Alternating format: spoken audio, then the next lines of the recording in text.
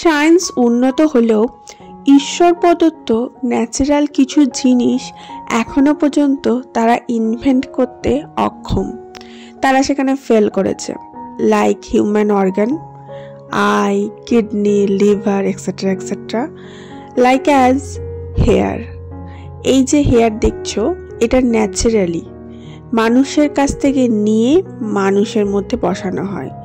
যেমন ব্লাড, যেমন চোখ, যেমন কিডনি, এগুলো এখনো সায়েন্স ইনভেন্ট করতে পারেনি। তো চলো আজকে সায়েন্সের এই ফেলিওরের জায়গাটাকে পূর্ণ করতে কিছুটা পরিমাণ অবদান আমরা নিই। আমি আজকে করতে চলেছি আমার long hair donate for those who don't have natural hair, like those cancer patient. They lose their hair during the chemotherapy process. Chemotherapy যখন চলে তখন তারা তাদের ন্যাচারাল হেয়ারটাকে লুজ করে ফেলে, অ্যান্ড তাদের কাছে উইক পরা ছাড়া কোনো অপশান থাকে না। আর ওই উইকগুলো তৈরি হয় আমাদেরই ন্যাচারাল হেয়ার দিয়ে। তো আজকে আমি ঠিক করেছি আমার এক্সট্রা লং হেয়ারটা ডোনেট করে দেবো। অনেক দিন ধরেই ডিসাইড করছিলাম, কিন্তু করা হয়ে উঠছিল না। ফাইনালি হেয়ার আই কাম, আজকে আমি ডোনেট করতে চলেছি।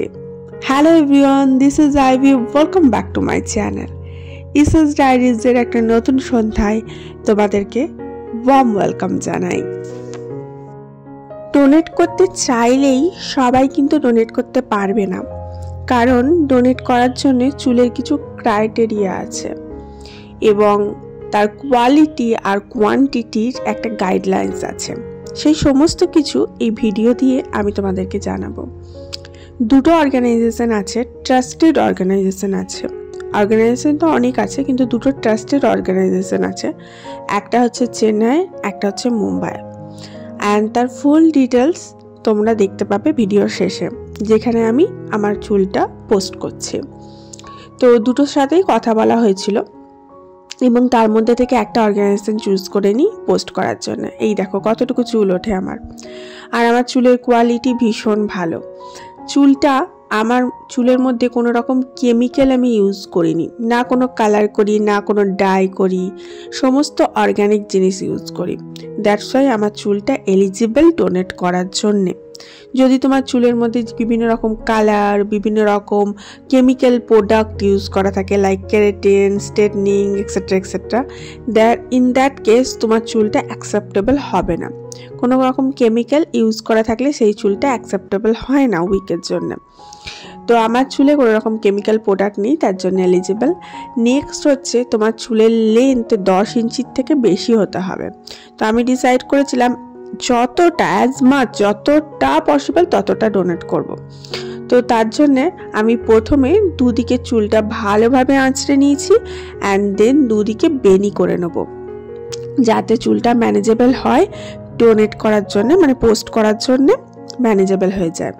অ্যান্ড চুলটা যখন ডোনেট করবে তার আগে চুলটাকে ভালোভাবে শ্যাম্পু করে নিতে হবে, আর চুলটা যেন পরিষ্কার থাকে। আর চুলটা কাটার সময় চুলটাকে সিকিওর করে নিতে হবে এভাবে গার্ডার দিয়ে, যাতে চুলটা সুন্দরভাবে যায়। যেমন তুমি চুলটাকে কাটলে নি, just put it into a packet and just post it out, then ওটা অ্যাকসেপ্টেবল হবে না। কারণ সেক্ষেত্রে কি হবে, একটা চুল আর একটা চুলের সাথে মিশে যাবে, সেটা ম্যানেজেবল হবে না। তার জন্য কিছু প্রসিডিওর আছে, সেটাকে ফলো করে তোমাকে করতে হবে। তো আমার হাজব্যান্ডকে বলেছিলাম যে আমি এটা করতে চাই।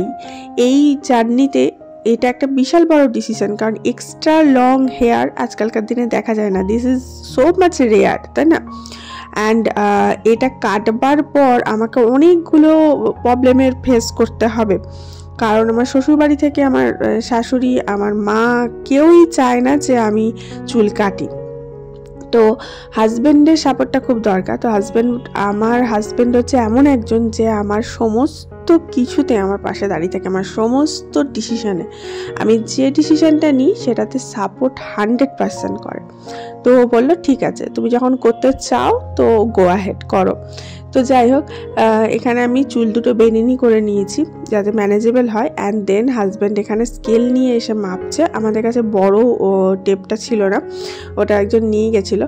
তো এখানে ও সেন্টিমিটারটাকে ইঞ্চিটাকে সেন্টিমিটার কনভার্ট করে নিয়েছে। অ্যান্ড দেন এখানে দেখো লেন্থটা আমরা মেজার করে নিলাম যে এতটা লেন্থ কাটা হবে। দেন এটাকে সিকিওর করে নিচ্ছি রাবার ব্যান্ড দিয়ে।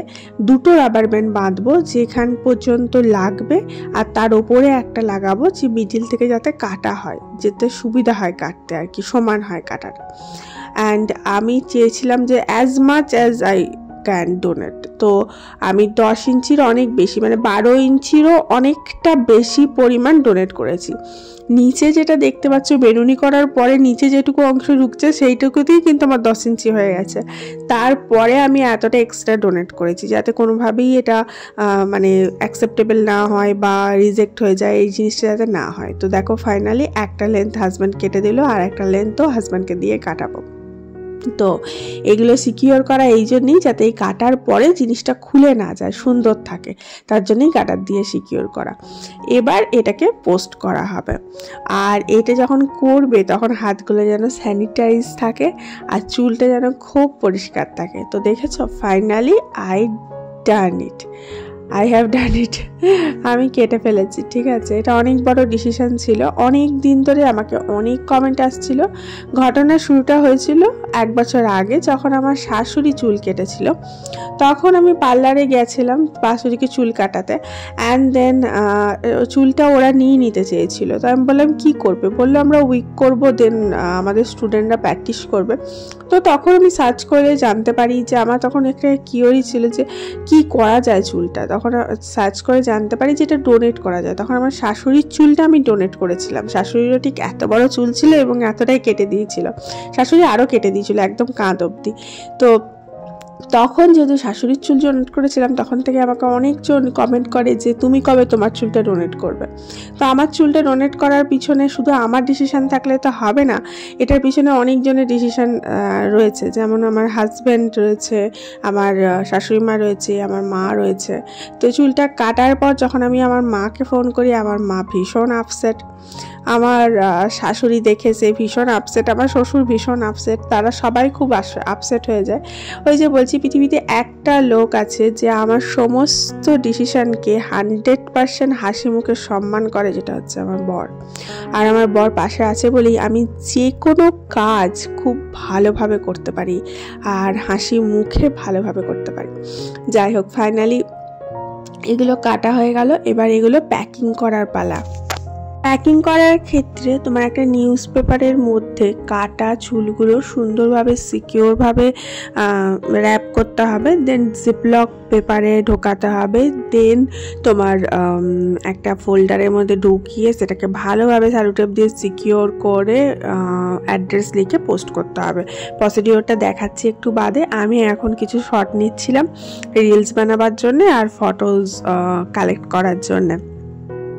যাই হোক, এখানে একটা কথা বলি, জানো তো পৃথিবীতে কেউ তোমার সাথ দিক কি না দিক, একটা বয়সের পর যদি তোমার হাজবেন্ড তোমার যদি পাশে থাকে, তুমি যে কোনো শক্ত হোক, পরিশ্রম হোক বা আনবিলিভেবল হোক বা যেটা মানে যে কাজটা তুমি করতে পারবে না সেটাও তুমি কিন্তু অ্যাচিভ করতে পারবে শুধু তোমার পাশে যদি তোমার হাজব্যান্ড থাকে।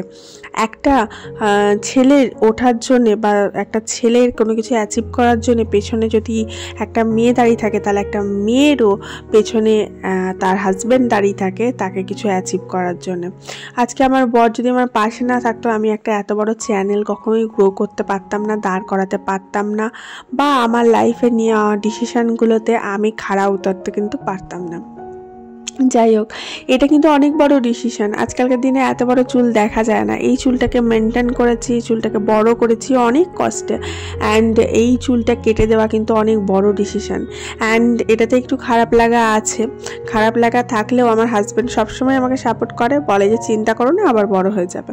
সুতরাং এই যে মোরাল সাপোর্টটা, এটা কিন্তু আমার হাজব্যান্ড সবসময় দেয় আমাকে। যেমন অন্য কাউকে বলতে হচ্ছে, আমার মা বলো, শাশুড়ি বলো, সবাইকে বলতে হচ্ছে ডোন্ট ওরি, চুল বড় হয়ে যাবে, অত চাপ নিও না, সেই জিনিসটা আমার হাজব্যান্ড আমাকে সাপোর্ট করে যে তুমি চিন্তা করো না, চুল বড় হয়ে যাবে, আর তোমাকে অ্যাজ ইট ইজ সুন্দর লাগছে, কোনো অসুবিধা নেই।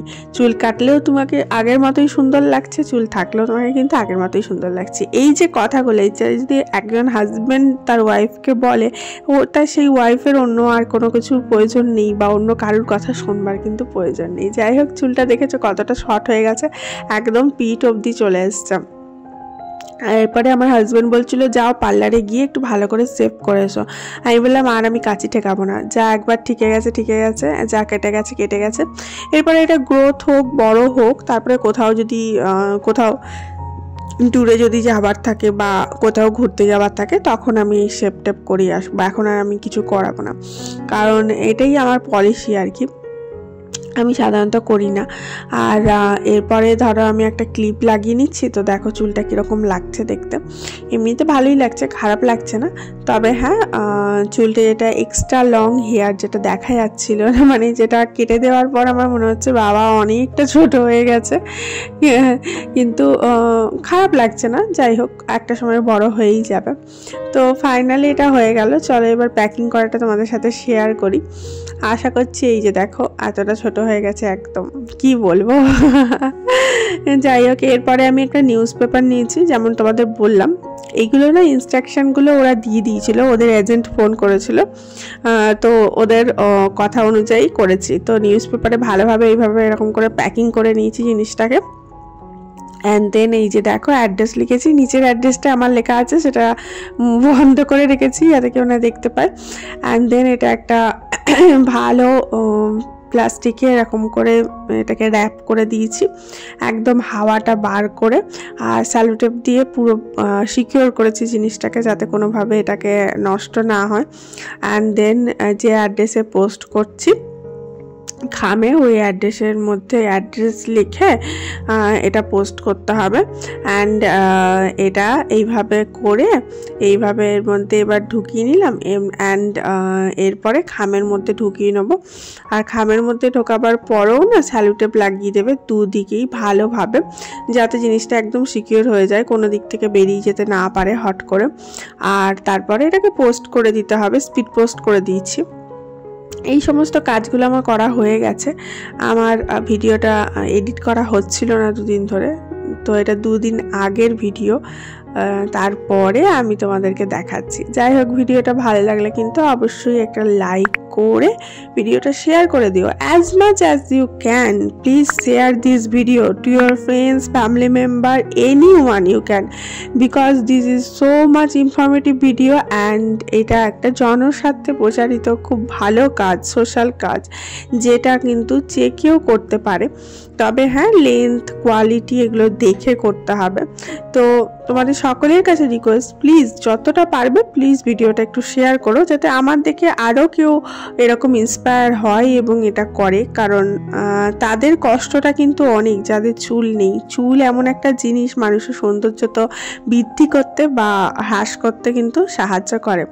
তার জন্যে একটা মানুষ যে আমার চুলটা পরবে, তার মুখের হাসিটা এবং তার দেওয়া আশীর্বাদটাই আমার কাছে কিন্তু অনেক বড় পাওনা। এটাতে আমার টাকা ইনভেস্ট হচ্ছে, আমি কিন্তু কিছু পাবো না, শুধু একটা সার্টিফিকেট পাবো। সার্টিফিকেটটা যখন পাবো তোমাদের সাথে শেয়ার করে দেবো, তো আর কিছু পাবো না, কিন্তু ওই যে হাসিটা পাবো সেটাই অনেক বড়। Love you.